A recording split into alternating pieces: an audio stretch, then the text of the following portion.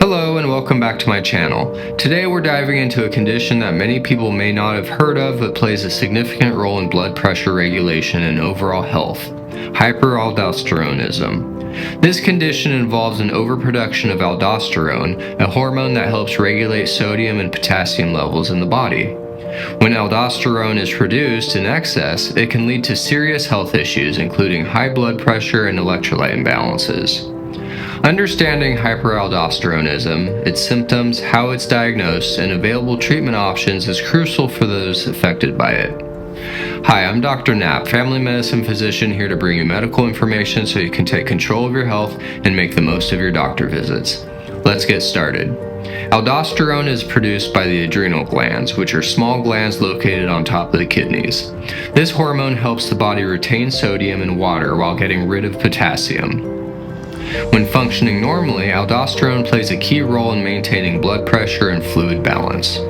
However, in hyperaldosteronism, too much aldosterone leads to an increase in sodium retention and loss of potassium, resulting in high blood pressure and other complications. Many people with hyperaldosteronism are unaware they have it because the symptoms can be subtle or mistaken for other conditions. If left untreated, it can contribute to long-term damage to the heart, kidneys, and other organs. Hyperaldosteronism is divided into two main types: primary and secondary. Primary hyperaldosteronism, also known as Conn's syndrome, occurs when the adrenal glands themselves are responsible for producing too much aldosterone. This is often due to a benign tumor in one adrenal gland or an overgrowth of cells in both glands.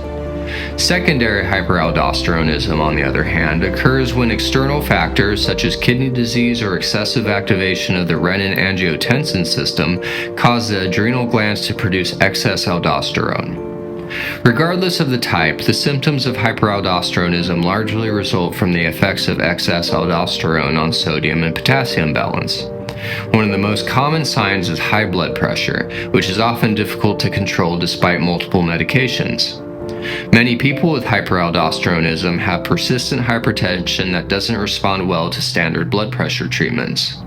In some cases, the condition is diagnosed only after a person has developed complications related to uncontrolled high blood pressure, such as stroke or heart disease.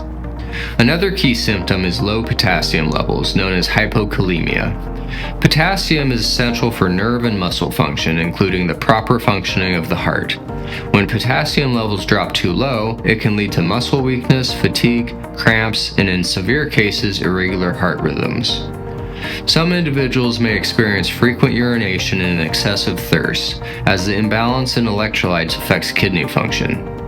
Others might notice tingling sensations, numbness, or even temporary paralysis in extreme cases. In some instances, hyperaldosteronism is discovered when the patient undergoes blood tests for unexplained symptoms like chronic fatigue, headaches, or unexplained episodes of muscle weakness. Because the symptoms can be subtle or mimic those of other conditions, many people go undiagnosed for years. Recognizing these warning signs is essential for getting the proper evaluation and treatment. Diagnosing hyperaldosteronism begins with a thorough medical history and physical examination, as well as laboratory tests. Doctors may suspect hyperaldosteronism in individuals with resistant hypertension, meaning high blood pressure that does not improve with typical medications. The presence of low potassium levels, especially in someone without an obvious cause, can also raise suspicion. The first step in confirming hyperaldosteronism is a blood test to measure aldosterone and renin levels. Aldosterone is the hormone that is overproduced in this condition, while renin is an enzyme that helps regulate blood pressure. In primary hyperaldosteronism, aldosterone levels are high while renin levels are low, indicating that the adrenal glands are producing aldosterone independent of normal regulatory mechanisms. In secondary hyperaldosteronism, both aldosterone and renin levels may be elevated due to an underlying condition such as kidney disease or heart failure. If initial tests suggest hyperaldosteronism, further testing is needed to confirm the diagnosis. A salt loading test may be performed in which the patient consumes extra salt or receives intravenous saline while aldosterone levels are monitored. In a healthy individual, aldosterone levels should decrease in response to the salt load, but in hyperaldosteronism, they may remain high. Once hyperaldosteronism is confirmed, imaging studies such as a CT scan or MRI of the adrenal glands may be used to identify any tumors or abnormal growths. If an adrenal mass is detected, additional tests such as adrenal vein sampling may be performed to determine whether one or both adrenal glands are responsible for excess aldosterone production. This test involves drawing blood samples directly from the veins of each adrenal gland to compare hormone levels.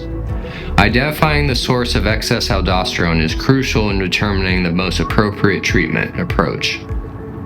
The treatment of hyperaldosteronism depends on the underlying cause and the severity of symptoms. If the condition is caused by a benign tumor in one adrenal gland, surgical removal of the affected gland, known as adrenalectomy, is often the best treatment option.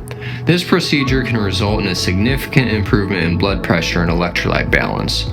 In many cases, patients who undergo surgery experience a reduction in their need for blood pressure medications, and some may even have their hypertension completely resolved. For individuals with bilateral adrenal hyperplasia, where both adrenal glands are overactive, surgery is not an option. Instead, treatment involves medications that block the effects of aldosterone. The most commonly used drugs are mineralocorticoid receptor antagonists such as spironolactone or eplerenone. These medications work by blocking aldosterone action in the kidneys, reducing sodium retention and increasing potassium levels. Spironolactone is often the first-line treatment, but because it can have side effects such as breast tenderness or menstrual irregularities, eplerenone may be preferred in some cases.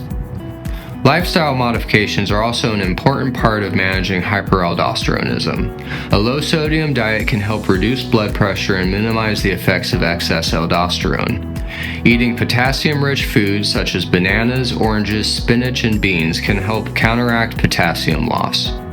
Regular exercise, weight management, and limiting alcohol intake can also improve overall cardiovascular health and reduce the risk of complications.